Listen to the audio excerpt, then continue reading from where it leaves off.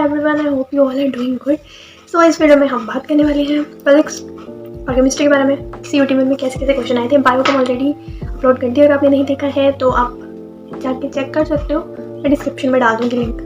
तो सबसे पहले बात करते हैं केमिस्ट्री की। तो केमिस्ट्री का paper overall easy to moderate भी इतना ज़्यादा नहीं था, मतलब ईजी ही था, ईजी टू मॉडरेट। सो तो बात करते हैं हम सॉलिड स्टेट। सॉलिड स्टेट में जो टेबल बनाते हैं क्यूबिक, रोमोटाइड्रल, ऑर्थोरोम्बिक, फिर ट्राइक्लिनिक, मोनोक्लिनिक, उस टेबल से क्वेश्चन आया हुआ था मैचअप में। इजी था, अगर आपको टेबल आता होगा तो आप इजीली कर लोगे। नेक्स्ट लेटिस पॉइंट की बात करें तो उसमें से क्वेश्चन था, मैं पूरा क्वेश्चन ही बता देती हूँ। Lattice point in pure crystal cannot be occupied by, मतलब से कौन सी चीज़ जो लेटिस पॉइंट को ऑक्यूपाई नहीं कर सकती प्योर क्रिस्टल में। तो इसका आंसर था इलेक्ट्रॉन्स। तो ये क्वेश्चन था एक, बस सॉलिड स्टेट से ही था। सेकंड बात करते हैं सॉल्यूशंस की, तो उससे ना कुछ भी नहीं था, ना मोलैरिटी किसी पे कुछ क्वेश्चन नहीं था, सिर्फ वेंट हॉफ फैक्टर पे क्वेश्चन आए हुए थे। वेंट हॉफ फैक्टर कैलकुलेट करना, बस वेंट हॉफ फैक्टर पे क्वेश्चन थे। स्विच करते हैं इलेक्ट्रोकेमिस्ट्री पे। तो इलेक्ट्रोकेमिस्ट्री का फेरेडे लॉ, दो फेरेडे लॉ दिए ना, उसमें दो जो वो है लाइक्स बनते हैं ना फेरेडेज लॉ पे, वो फेरेडे लॉ पे हमें आया हुआ था। हमें बताया था कितने इलेक्ट्रॉन्स लगेंगे, तो कितना करंट लगेगा, आई थिंक कितना चार्ज चाहिए, कुछ ऐसा क्वेश्चन था। वो कि वो अपॉन एफ वाले जो फॉर्मूले से ना दो मोलर मास कैलकुलेट करने वाला था। मुझे फर्स्ट लॉ पे आया, आपको सेकंड लॉ पे आ जाए, तो उन पे न्यूमेरिक आया था।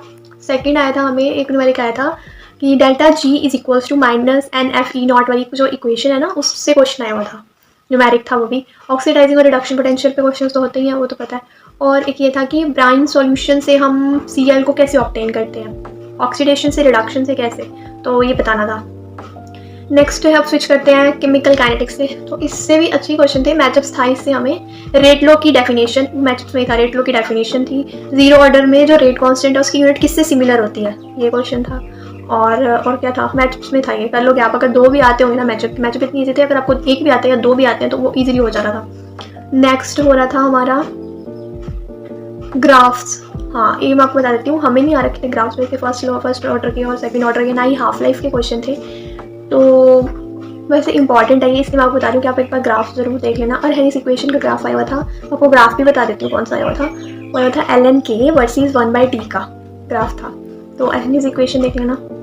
और अब सरफेस केमिस्ट्री की बात करें तो सरफेस केमिस्ट्री से ना बड़े क्वेश्चन थे, स्पेशली फिजिक्स ऑप्शन और केमिस्ट्री ऑप्शन है ना, बहुत ही ज़्यादा क्वेश्चन थे। मतलब कि फिजिक्स ऑप्शन केमिस्ट्री ऑप्शन से ना 2 से 3 क्वेश्चन थे, 2 से 3। और इनके डिफरेंस देख लेना, इनकी डेफिनेशन देख लेना, कौन टेम्परेचर पे क्या डिपेंड करती है, रिवर्सिबल सब देख लेना। मतलब नेक्स्ट है, इसमें था कोलॉइड्स, इमल्शन वगैरह होता है ना, लिक्विड वगैरह, एग्जाम्पल्स वगैरह देख लेना। नेक्स्ट इसमें कोगुलेशन से क्वेश्चन थे, मतलब कि कोगुलेशन, अगर आपको पॉजिटिव सोल्यूट कोगुलेशन करना है तो आप क्या उसमें डालो, नेगेटिव सोल्यूट करना है तो क्या डालो, वो देख लेना एक बार। नेक्स्ट स्विच करते हैं मेटलर्जी पे। तो मेटलर्जी से ज़्यादा कुछ नहीं था, इसमें था हमें वो जोन रिफाइनिंग वगैरह, वो ये मैचअप्स में आ रखा था। वैन आर्कल मेथड था, मॉन्ड्स प्रोसेस किस यूज़ करते हैं, जोन रिफाइनिंग, वैन आर्कल मेथड, ये मैचअप्स में था, हो जाएगा इजीली। नेक्स्ट बात करते हैं पी ब्लॉक की। बहुत क्वेश्चन थे पी ब्लॉक की, इंपॉर्टेंट है, छोड़ के मत जाना पी ब्लॉक। एक तो आप केमिकल काइनेटिक्स मत छोड़ना, सरफेस केमिस्ट्री मत छोड़ना, इस चैप्टर मेटलर्जी मत छोड़ना, पी ब्लॉक मत छोड़ना। सॉलिड स्टेट भी ईजी है, इससे आपको फॉर्मूला वाला क्वेश्चन भी आ सकता है बनाने को सॉलिड स्टेट से। पी ब्लॉक से था हमें कि HNO3 में जिंक डालते हैं, तो कौन कौन सी गैसेज रिलीज होती है, HNO3 में जिंक डालते हैं, तो वो देख लेना आप एक बार। क्या पता हमें जिंक डाला आपको कोई और मेटल दे दे। नेक्स्ट है, या फिर आपको H2SO4 का पूछ लिया, H2SO4 में डालते मेटल तो कौन सी गैसेज रिलीज होते हैं, ठीक है। नेक्स्ट है ऑक्सीडेशन स्टेट के अकॉर्डिंग अरेंज करना था। तो ऑक्सीडेशन स्टेट निकालना तो हम सबको आती है, तो उसके अकॉर्डिंग अरेंज करना था हमें। N2 के कंपाउंड दिए हुए थे, जैसे NO था, N2 था, मुझे याद है अभी तक कंपाउंड, NO, N2, NH4Cl था, ये मैंने नीचे लिखा हुआ है ना पूरा, तो याद थे मुझे। NH4Cl था और N2O5, इनकी ऑक्सीडेशन स्टेट के अकॉर्डिंग ना इंक्रीजिंग ऑर्डर में अरेंज करना था। एम्फोटेरिक ऑक्साइड जो होती है, बेसिक ऑक्साइड्स और एसिडिक ऑक्साइड। मैं आपको बताती हूँ, एम्फोटेरिक ऑक्साइड में पता क्या दे रखा था, मैं V2O5 दे रखा था और CRO दे रखा था और Mn2O7 दे रखा था। बताना था ये कौन कौन सी ऑक्साइड्स हैं। नेक्स्ट बात करें ऑक्सीडाइजिंग नेचर ऑफ हैलोजेंस, ये पढ़ लेना, कौन किसको ऑक्सीडाइज करता है। नेक्स्ट है ऑक्सीडाइजिंग नेचर ऑफ हैलोजेंस, पढ़ लेना। शेप भी आ रखी थी, मतलब शेप नहीं, जैसे हाइब्रिडाइजेशन निकालने वाली थी, जो नॉन की कंपाउंड थी। XeF4 था, XeF6 की बताओ हाइब्रिडाइजेशन, XeOF4 की बताओ, तो वो मैचअप्स में था, कर लोगे आप, ईजी था। केमिकल बॉन्डिंग में तो हम पढ़ते ही हैं, वो ईजी था। स्विच करते हैं डी और एफ ब्लॉक पे। तो डी और एफ ब्लॉक में ना +2 ऑक्सीडेशन स्टेट में कौन स्टेबल होता है, वो इंक्रीजिंग ऑर्डर में लिखना था हमें। आई थिंक डिक्रीजिंग में लिखना था, इंक्रीजिंग कुछ ऐसा ही था। नेक्स्ट था हाईएस्ट ऑक्सीडेशन स्टेट जो है वो ऑक्साइड्स के साथ ही क्यों शो करता है जो एमएल होता है, क्योंकि इसका रीज़न था, ये पैसेज में था हमें, इसका रीज़न था कि एफ जो है वो सिंगल बॉन्ड बनाता है, फ्लोरीन सिंगल बॉन्ड बनाता है, जबकि जो ऑक्सीजन है वो डबल बॉन्ड बना सकता है। तो ये इसका रीज़न था। एक ये था कि कैटालिटिक प्रॉपर्टी क्यों शो करते हैं डी ब्लॉक एलिमेंट्स, तो इसलिए शो करते हैं क्योंकि वो वेरिएबल ऑक्सीडेशन स्टेट शो कर सकते हैं। फिर ये था कि एक और मैं आपको बता दूँ, था कि डाइक्रोमेट आयन था ना, डाइक्रोमेट आयन के स्ट्रक्चर पे क्वेश्चन था कि डाइक्रोमेट आयन में जो CrO Cr जो है उसमें वो CrO Cr कितनी होती हैं, स्ट्रक्चर अगर आप बनाओगे तो आपको पता लग जाएगा, और CrO कितने होते हैं, वो था स्ट्रक्चर देख लेना CrO डाइक्रोमेट आयन का। नेक्स्ट है लैंथेनोइड के साइज क्यों डिक्रीज करते हैं, लैंथेनोइड से ये क्वेश्चन था, मतलब कि वो होता है ना इलेक्ट्रॉनिक कॉन्फ़िगरेशन, उससे कोई क्वेश्चन नहीं आ रखा था। फिर उसके बाद VBT वगैरह से कोई क्वेश्चन नहीं था। Outer orbital complex, inner orbital complex कोई क्वेश्चन नहीं था, वैसे वो कोऑर्डिनेशन में होता है, तो वो वैसे कोई क्वेश्चन नहीं था। कोऑर्डिनेशन की बात करें तो इसमें आइसोमेरिज्म से था क्वेश्चन एक, और एक था IUPAC से। IUPAC जरूर कर जाना, ये हर स्लॉट पे क्वेश्चन आ रहा है, IUPAC और आइसोमेरिज्म। नेक्स्ट है ऑर्गेनिक मेजर था। सीरियसली जो ये थे ना, आई थिंक फिजिकल का ना न्यूमेरिक पोर्शन तो 0, मतलब बिल्कुल ही कम था, 2 क्वेश्चन थे न्यूमेरिक्स में, 2 क्वेश्चन ही थे न्यूमेरिक्स में, ज़्यादा क्वेश्चन थे ही नहीं न्यूमेरिक्स। नेक्स्ट है ऑर्गेनिक, आपको बता दूँ ऑर्गेनिक का इकट्ठा ही बता देती हूँ, चैप्टर वाइज नहीं बता रही हूँ मैं।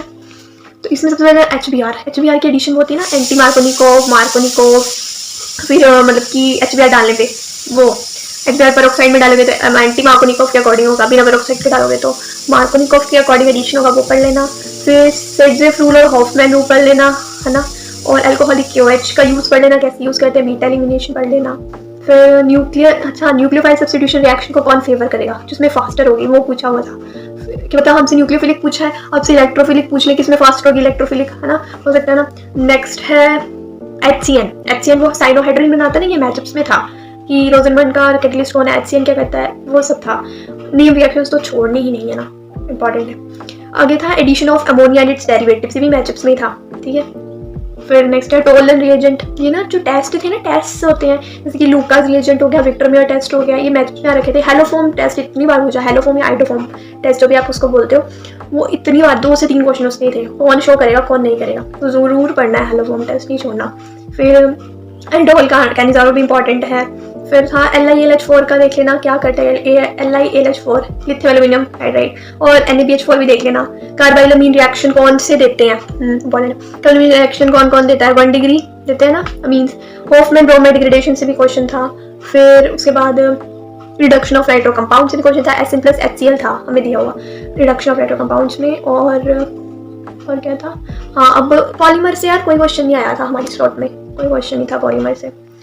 एक ये था कि इसेंशियल अमाइनो एसिड कौन कौन से होते हैं ना, उसमें से बताना था, हमें दिए हुए थे 4 ऑप्शन में से कौन सा इसेंशियल है, तो आपको पता होना चाहिए इसेंशियल अमाइनो एसिड्स के एग्जांपल, ये पैसेज में था हमें। नेक्स्ट हम बात करें मेडिसिन क्या होती है, ये क्वेश्चन था। नेक्स्ट है सेकेंडरी सेक्सुअल कैरेक्टर जो फीमेल्स में आते हैं, वो कौन सा हार्मोन, तो हम बायोलॉजी वाले स्टूडेंट्स को पता ही होता है। कौन सा विटामिन, अच्छा ये था कि कौन सा विटामिन हमारी बॉडी अब्जॉर्ब नहीं करती, मतलब रिटेन नहीं रख सकती, उसके एग्जाम्पल्स पता होने चाहिए आपको। नेक्स्ट था कि स्कर्वी कौन सा विटामिन कॉज करता है, ये सब क्वेश्चन थे ना, वो पैसेज में थे, मतलब ये नहीं कि पैसेज में इनका आंसर था, मतलब पैसेज के नीचे क्वेश्चन पूछे हुए थे। फिर IUPAC भी थी, नोमेनक्लेचर भी पूछा हुआ था। डीकार्बोक्सिलेशन ऑफ सोडा लाइम वाला क्वेश्चन भी था। स्वार्ट्ज रिएक्शन, मतलब स्वार्ट्ज रिएक्शन में कौन सा हेलोजन लगता है, हेलोजन रिप्लेसेबल होता है ना, इस हेलोजन की जगह कौन सा हेलोजन लगेगा। और फिंकरस्टीन रिएक्शन भी देख लेना एक बार। बस this was all about organic, enough इतना ही था ऑर्गेनिक में। तो चलो अब हम स्विच करते हैं फिजिक्स पे।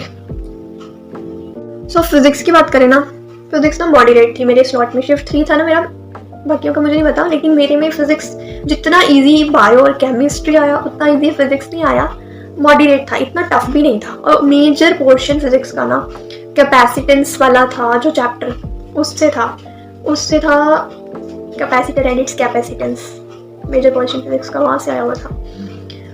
और मैं आपको बताऊँ तो वो मॉडर्न फिजिक्स पढ़ लेना, वेरी इंपॉर्टेंट, वो आई हुई थी, रेशियोज बताने को आए थे, वो डी ब्रॉगली वेवलेंथ वगैरह, और वो लाइमन बाल्मर पास्चन जरूर पढ़ लेना, वो अरेंज करने को आया हुआ था। और रेडियो एक्टिविटी पढ़ लेना, इम्पॉर्टेंट है। और आप ना वो पढ़ लेना ग्राफ नहीं होते वो, रेजिस्टिविटी, कंडक्टर, सेमी कंडक्टर, और वो पढ़ लेना। ये वाला फॉर्मूला था ना, R T is equal to R nought 1 plus alpha delta T. This is also important. मतलब करंट इलेक्ट्रिसिटी भी इंपॉर्टेंट है, पर करंट इलेक्ट्रिसिटी इंपॉर्टेंट है, पर मेरे स्लॉट में वो नहीं आए हुए थे।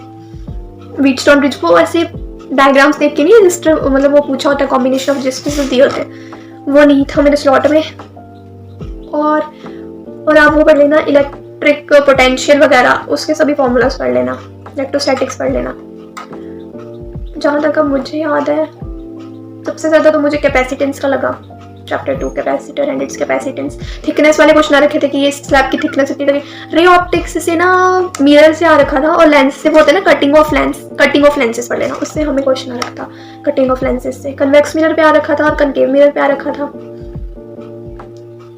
यार वो ऑप्टिकल इंस्ट्रूमेंट्स होते हैं ना, उससे नहीं आया क्वेश्चन। मुझे था कि शायद उससे आए, पर उससे क्वेश्चन नहीं आ रखा था। और फिजिक्स में कर लोगे यार आप, मतलब इजी क्वेश्चंस भी थे और टफ भी लगे मुझे। वैसे फिजिक्स का इतना अच्छा नहीं हुआ, अच्छा हुआ मतलब इतना बुरा भी नहीं हुआ, अच्छा खासा हो गया, अच्छा हो गया, बोल सकते हैं बहुत अच्छा नहीं हुआ लेकिन अच्छा हो गया। फिजिक्स में तो यार सब इम्पोर्टेंट है, कोई ना कोई क्वेश्चन हर चैप्टर से पूछा ही हुआ था।